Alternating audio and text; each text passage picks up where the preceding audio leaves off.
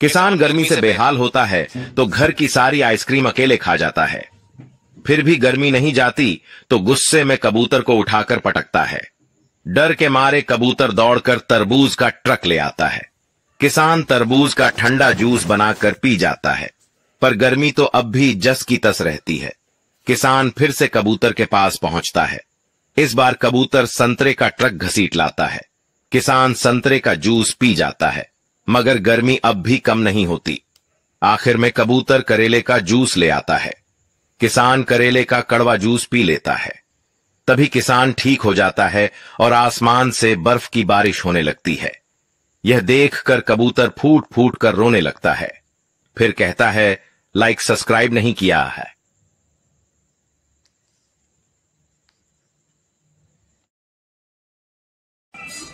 एक छोटा बच्चा गलती से पार्क की ऊंची झूले वाली रेलिंग पर चढ़ जाता है और नीचे फिसल जाता है। वह डर के मारे जोर जोर से चिल्लाने लगता है। उसके माँ बाप दौड़कर आते हैं और घबरा जाते हैं। बच्चा किसी तरह रेलिंग से लटक रहा होता है।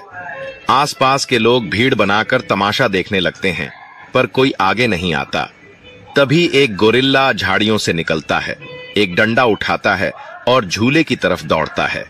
वह चतुराई से डंडे से बच्चे को सहारा देता है और उसे नीचे उतार लाता है, लेकिन फिर भी किसी ने लाइक और सब्सक्राइब नहीं किया।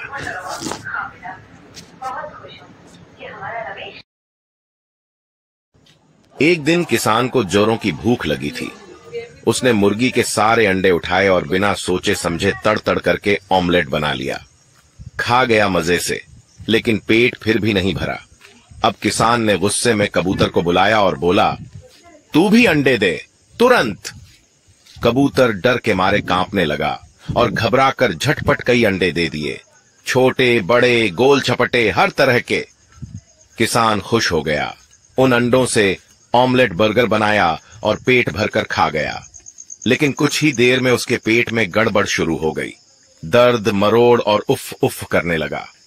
गुस्से में आकर किसान चिल्लाया, ये क्या खिला दिया मुझे, और कबूतर को लात मारकर भगा दिया। कबूतर दूर जाकर बैठ गया और रोने लगा, मैंने तो बस डर के मारे दे दिए थे। अगर आपको कबूतर से थोड़ी भी हमदर्दी है तो लाइक और सब्सक्राइब जरूर करें।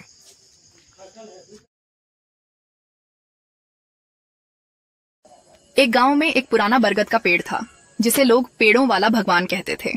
माना जाता था कि जो मन से वहां प्रार्थना करता, उसकी मुराद पूरी होती। रामू नाम का एक गरीब किसान रोज वहां बैठकर प्रार्थना करता, हे भगवान, मेरी सूख रही फसल को बचा लो। गांव में महीनों से बारिश नहीं हुई थी। एक रात तेज आंधी आई।